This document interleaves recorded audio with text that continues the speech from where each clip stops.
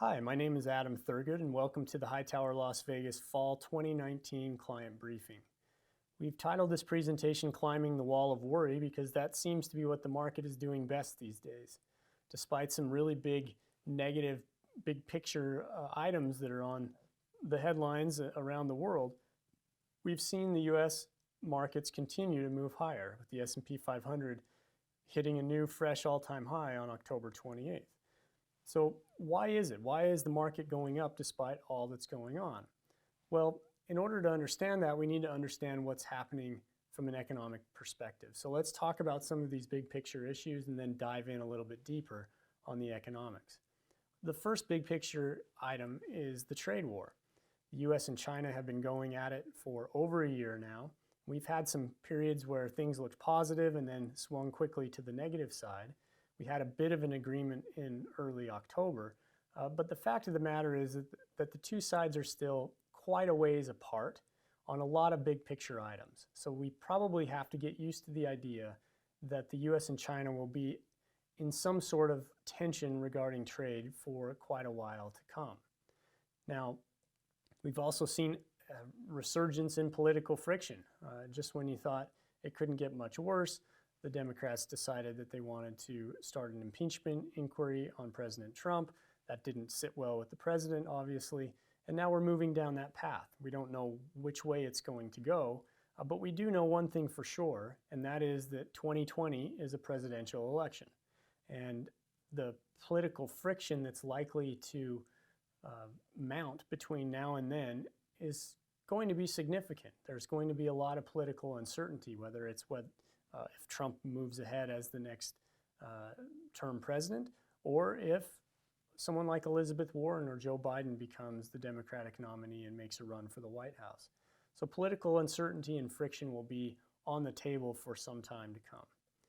Middle East tensions have also been a big point of the past couple of months. We saw the attacks on the Saudi Arabian oil fields that sent shockwaves through the oil market. It was short-lived because Saudi Arabia was able to get their production back online relatively quickly, but it showed some vulnerability in the oil complex in general. Then the US decided to pull out of Syria, then we went back in and killed al-Baghdadi. So there's been plenty going on in the Middle East, and that seems to be the norm. The Middle East doesn't ever fully get out of the discussion. And it's important because it is a large producer of oil. And even though the US is more or less energy independent, if something were to happen significant in the Middle East that caused a disruption to the oil supply, prices around the world would increase, even though the US wasn't really importing too much oil from those places. Brexit uncertainty continues. This process has been messier than Boris Johnson's hair. We're now seeing that the EU is allowing an extension into January. Boris Johnson's trying to get an election so that he can get a mandate to move forward with Brexit, and every day something changes on the Brexit side. And it has big repercussions, especially to the global economy and specifically the European Union. So we've got to keep a close eye on what's happening with Brexit. We're also seeing a trend of deglobalization. After years and years of integration, even decades of integration, we're now moving away from globalization. Countries around the world are becoming more populist in nature, more protectionist. And it's not just the US. We've seen Japan and South Korea get at it with each other. The US has gone after China, obviously, and even our closest allies in Europe and Canada and Mexico. So there's a move towards protectionism, and it doesn't appear that this trend is likely going to change. Now, the speed in which this occurs is important because it could have a big impact on things like inflation expectations, global growth estimates, and at the end of the day, asset prices. Now, the market has gone up despite all these things. And the reason is because over the past 10 years, we've had to deal with a lot of negative news, but yet we've continued to move higher. Whether it was the Greek bailouts or the protracted government shutdown or North Korea launching missiles over Japan, you name it, there have been a lot of big picture scary things that have happened. But the reason that the markets continue to move higher is that there's always offsetting positive news that doesn't get as much media attention. For instance, one of the great stories in the economy right now is that we're at full employment. We're basically at an unemployment rate that's above where we should top out at. But yet that doesn't get a lot of media attention. We did a Google Trends search for trade war in news headlines and full employment. You can see that trade wars had an order of magnitude more hits than full employment. So you're always going to have a bit of a pull between the positive and the negative news. When you really need to start to worry is when the negative news far outweighs the positives. So let's dig into the current economic environment and see where that balance of power currently rests. One thing is for sure, right now the manufacturing sector in the US looks pretty ugly. We've gone below 50 on the ISM manufacturing report. This is a monthly survey that looks at business conditions in manufacturing. And when you drop below 50, that means you're now in the contractionary zone. Above 50 means you're in an expansionary zone. So moving into that contractionary zone means that the manufacturing sector in the United States is quite weak. Now, manufacturing is a small amount of the overall economy, but it does tend to lead the rest of the economy, so we have to pay close attention to it. The earnings picture is also one that has given us a little bit of pause. After seeing earnings per share jump up pretty significantly from 2015 up to 2018, we've sort of flattened out and basically are rolling over to some degree. But that's not the big concern. The bigger concern is when you look at this from a corporate profits perspective, we've basically made no progress in 7 years. Corporate profits are about at the same level as they were in 2012. Well, you might be wondering, how is that possible? How can earnings per share be up so much with corporate profits flat? And it's important to remember that earnings per share are a per share metric. And because of something called stock buybacks, we've seen a lot of shares outstanding come out of the market over the past couple of years. Stock buybacks are when companies go in to the open marketplace and buy their own shares, and then they retire those to their treasury shares. And that essentially reduces the number of shares outstanding, increases earnings per share. Now, buybacks can be really good. They can also be troubling. And it really depends on how they occur. On the positive side, what we've seen is that the tax cut, the corporate tax cut, really juiced the buyback phase.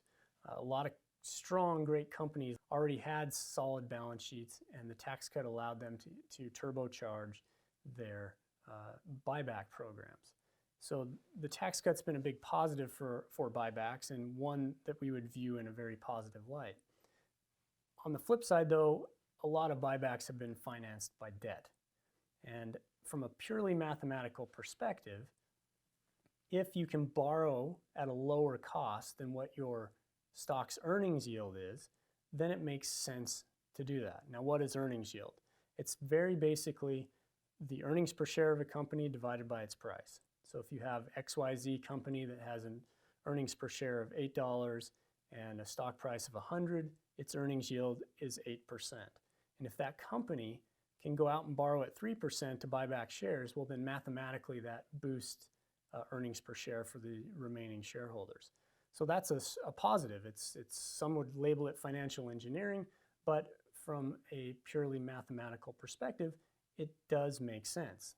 The downside is that it puts more debt on the balance sheet, so it increases leverage and risk.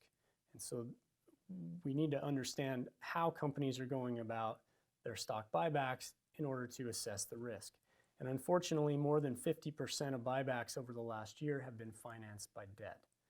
Debt has really ballooned over the past decade as corporations have either taken advantage of low interest rates or chased the stock buyback craze to keep up with the Joneses.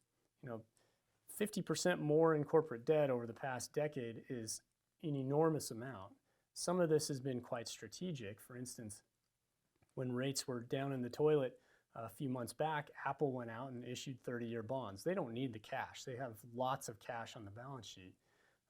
But they viewed that as an opportunity that they should take because over the course of the next 30 years, borrowing costs are likely to be much, much higher. So those are positive stories from the debt expansion, but there are lots of negative stories as well, where companies have really levered up in order to buy back shares. Now, if the corporate debt situation didn't make you scratch your head, then perhaps this whole negative yielding debt situation will. Now, a lot of people don't understand this. They can't seem to get their arms around it, but it is what it sounds like. There is $14 trillion roughly of negative yielding debt in the world. That's almost a quarter of all bonds that are outstanding. And that means that these bonds guarantee you to lose money if you hold them to maturity. For instance, the German 10-year treasury equivalent has a yield of negative 0.4%. So if you held that bond for 10 years, you would lose over 4% just by investing in German 10-year bonds. Now, why in the world would anyone do that? Well, some of it is regulatory. Some pensions have to own government debt. In fact, the lower the yields go, the more they have to own. So there's sort of a vicious loop in Europe that's being created by this. But from a practical perspective, think of, say, a German dairy farmer who needs $1 million in feed next year, and he has the $1 million in cash now. Well, what's he going to do with that $1 million? He can stick it in the bank and then be over the insurance limits and be subject to losing that money if the bank goes under. They could buy stocks, but stocks go up and down. Stocks go up 20%, you'd have a great year, or it could go down 20%, and then suddenly there's not enough money to buy the feed needed to run the farm. Gold, same thing, can go up and down. You could bury it in the barn, hope someone doesn't steal it, or you could buy a one-year German bond and lose 0.6%, but at least you know what you're getting back 1 year from today. So there's been a shift over the past couple of years to where investors are more focused on the return of their money rather than the return on their money. And that's an important characteristic to understand. President Trump would love to see us go into negative yields. He thinks that we're missing out by having people pay us to borrow.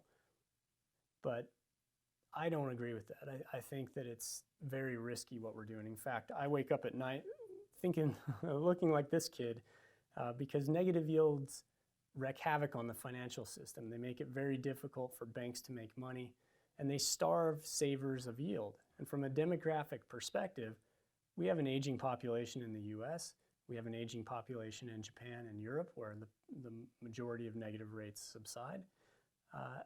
And that's a problem because those people rely on income that is no longer present.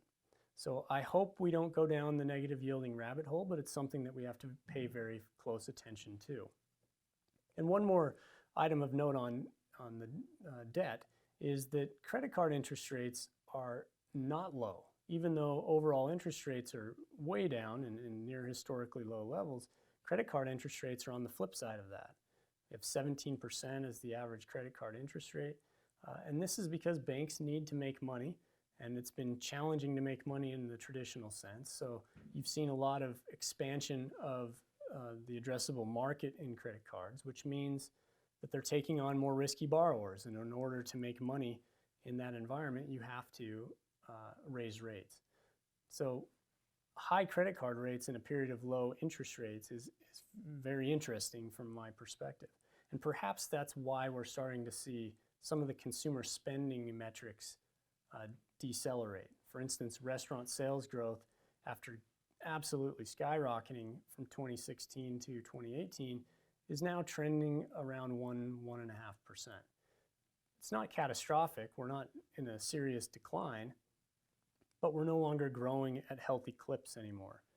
The same can be said for growth in big ticket items like dishwashers or microwaves. Growth has been bouncing below and above the flat line now for about a year. Now this is important because the consumer is a large part of the US economy. And with manufacturing already weak, we've got to have the consumer stay strong in order for us to avoid a recession. Now, it's important to note that not every recession is like 2008. That was a financial crisis.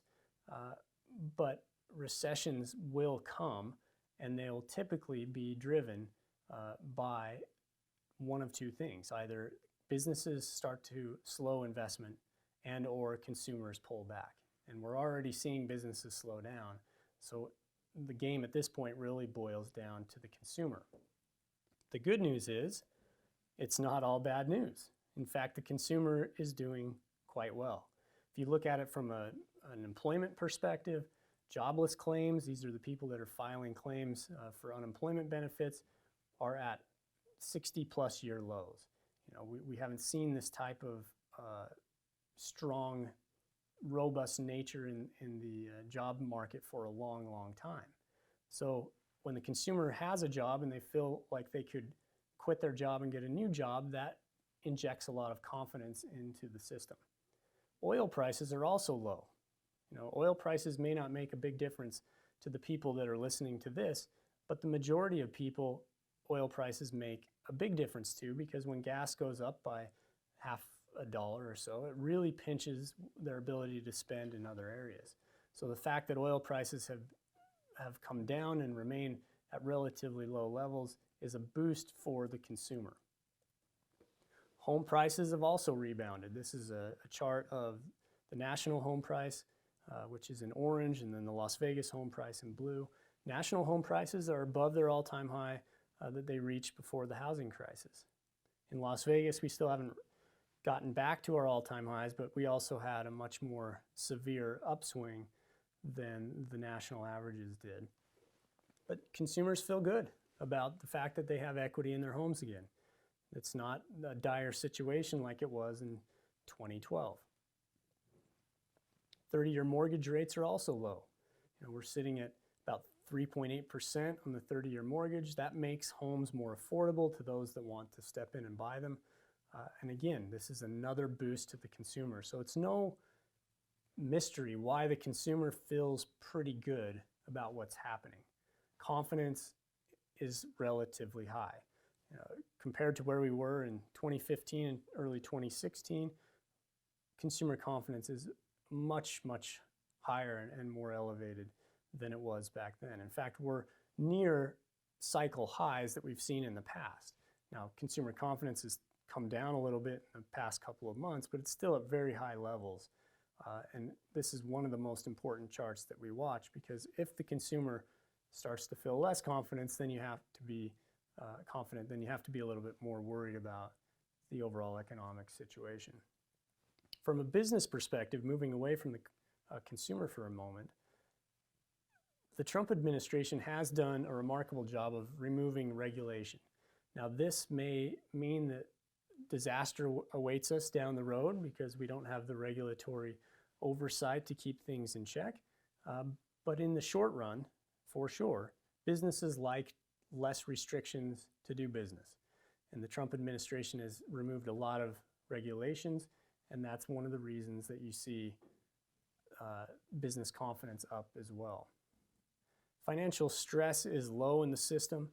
This looks at a variety of things like credit spreads and the ease of financing, and we are at very low levels, which means that there's not a lot of stress in the financial system. So again, this is a positive piece of information if you are a corporate decision maker looking at what's happening in the world. And our banks are in a far better place than they were before the financial crisis. They're not levered as much. There are more restrictions and regulations in place that have forced the banks to be stronger. So at least from the US perspective, the banking system is in a much better place. And we also have a supportive Fed. The Fed has cut rates a couple of times, probably going to cut again here this week in late October. And some might question the need to do that when the S&P 500 is at all-time highs. But one of the reasons the Fed is wise to consider cutting rates is because the dollar remains relatively strong. And the dollar is an important input into the global economy. And if the dollar is too strong, it wreaks havoc on the financial system across the world. And the Fed knows this. So their efforts to try and keep the dollar in check are important. But nevertheless, if we were to tilt into a recession, the Fed would come out swinging with all their might to try and keep asset prices up and this train moving forward, because the flip side would be a challenge. So you might be wondering, well, how does this affect my portfolio? What are we to do? There are clearly some negative signs that we've talked about, but the consumer looks to be pretty strong, and therefore the economy might continue to move forward in a positive fashion. So what do you do? Well, from our perspective, you need to have a balanced approach to your risk management in this type of an environment. One of the reasons, or one of the ways that you can do that is through assets like precious metals. You know, a year ago at this time, we were giving the presentation, and we had purchased gold a year before, and it really had not performed well. Gold was down about 10%, and the S&P 500 had ripped higher by 15%. And we had some questions, some valid questions about why the heck would we own precious metals? Well, because it's a diversifier, and because it tends to act differently than stocks. And over the past year, what we've seen is gold has done incredibly well as some of these issues have bubbled to the surface, and central banks have moved to cut rates, while the S&P has kind of just jumped around the flat line from this time last year. So over the course of a 2-year period, the S&P outperformed gold, but gold provided a benefit, especially during those times when the overall equity market was not doing well. So this is just a prime example of diversification. Now, it's been hard to be diversified over the past 5 to 7 years because the US markets have outperformed everything. That's not normal. It doesn't continue forever. So we think it's important that you have exposure to other assets that can provide you with different exposures to risk and return so that you have a more balanced and diversified approach moving forward. When we look at our asset allocation today, we have about 45% or so in US companies. Most of them are large cap, strong companies like your Apples and your Googles. We have about 25, 26% in the international markets. Some of those are in international developed markets like Europe and Japan, and others are in emerging markets. Those would be your Chinas, your Indias, the lower tier economies that are growing at a faster pace. And then we have about 10% in precious metals. This is our most aggressive allocation, overall asset allocation. Then we have a bit in infrastructure, but we have about 15 to 16% in short-term fixed income. That's treasury bills and short-term fixed income instruments, because we still believe that risks are elevated and we want to have dry powder to take advantage of the opportunity if it comes. So if you think of this in a bigger picture view, the US exposure gives us that quality exposure to stocks, those blue chip names. The international exposure gives us more growth opportunities, especially with the valuation differentials that we see today. And then precious metals and infrastructure and the short-term fixed income offer safety. Now, it's important to know that some of the issues that are plaguing us today could get resolved and de-escalate. You know, the trade situation is anybody's guess, but there is a chance that the US and China come to some sort of an agreement and move that risk to the sidelines for now, which would also take away a lot of the fears of deglobalization. The Brexit issue is anyone's best guess as well, but it appears that the worst case scenario is moving off the table as Boris Johnson has suffered a few defeats for a hard Brexit. The impeachment process, again, we'll have to wait and see what happens, but my guess is that the House will probably vote to impeach Donald Trump, and then it will stall in the Senate, but it will create some political uncertainty in the interim. But eventually, within a year, we'll be done with it, because at that point in time, there'll be a general election, and we'll know what our outcomes look like. Now, when it comes to the Middle East, I don't expect the Middle East to go to the sidelines because it's always in play. But you could see a de-escalation there where the risks to the oil market subside and markets start to feel more comfortable with the issues that are present currently in that part of the world. So in big picture summary, we want to continue climbing this wall of worry. We think it's healthy when there is a bit of negative news. when it's only positive news, that's when you really have to worry, because there's not much else that can go right. But when you have a healthy dose of skepticism out there, there's still a chance that you can overcome those issues and move up. So when we look at portfolio construction today, we think that first and foremost, you have to have some protection. Now, this is mainly done through your financial plan and making sure your asset allocation is consistent with the goals that you're trying to achieve. But from a more micro level, we want to make sure that we have some exposure to precious metals and cash in the portfolio that give us the dry powder that we would want in case of a market correction. We also want growth, and that comes from solid US stocks.